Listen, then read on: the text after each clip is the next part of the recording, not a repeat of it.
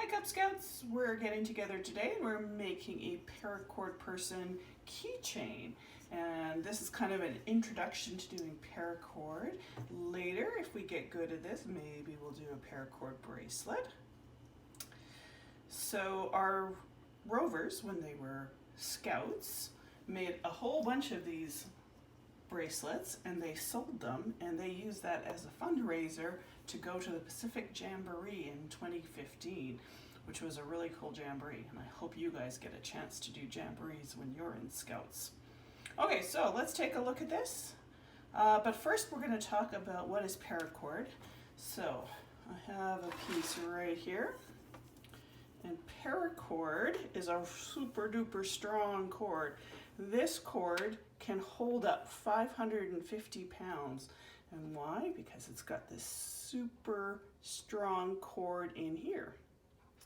You can see there's 2, 4, 6, there's 7 cords in it, and then there's an outside sheath.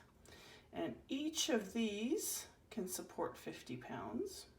And if you unwind it, these little strands can also support weight. In fact, you could go fishing with it, believe it or not.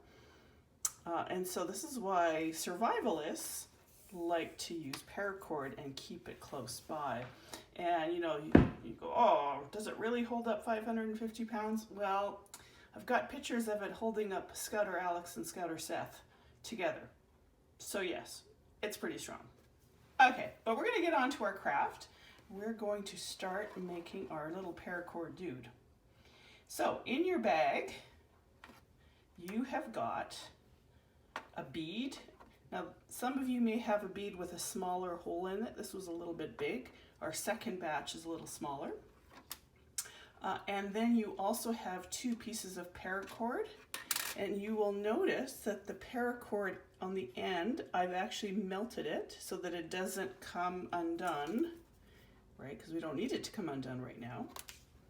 So it has been melted together. So if you decide to cut this because you think it's too long, then your mom or dad will need to run it through a flame really quickly to seal it up.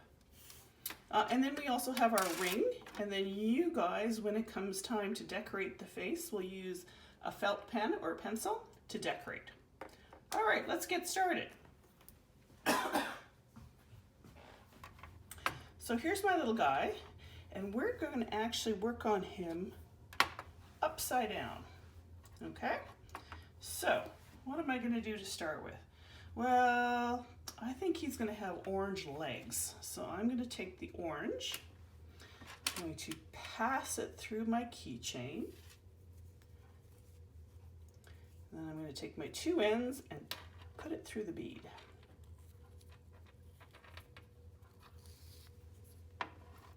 And that is going to be my legs. Now comes the part where I do the arms. Alrighty, here's how we do this. We're going to take our piece of paracord. This is going to be the toughest part, by the way, is getting started. I'm going to lay it on top. I'm going to make a loop. And then this one is going to go under and through. Okay. I'm going to pull it tight, and you notice, whoops, you notice I can slide it up and down. So that'll make it easier when we get to finishing off our little paracord dude. So that was the first half of the knot. Okay, now we're going to repeat, but the repeat goes left, right, or right, left, right, left. So last time we started with the loop going this way. Okay, now we're going to do it the other way. So I'm going to make my curve on this side, and then my string is going to go over, under, and through. And then I'm going to pull it tight.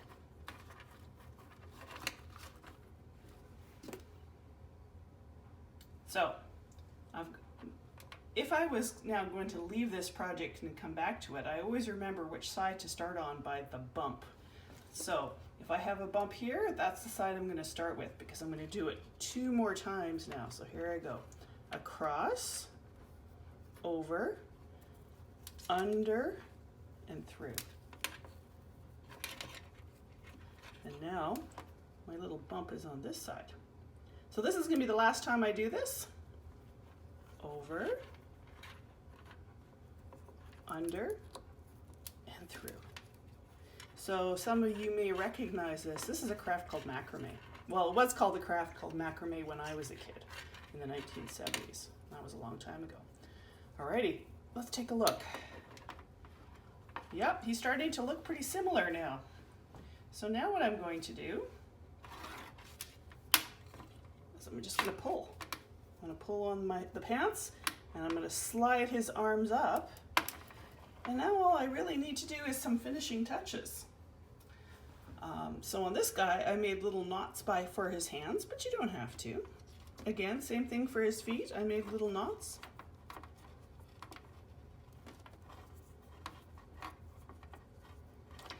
And then my paracord dude just needs a face. And I will let you guys decide on what the face is going to look like.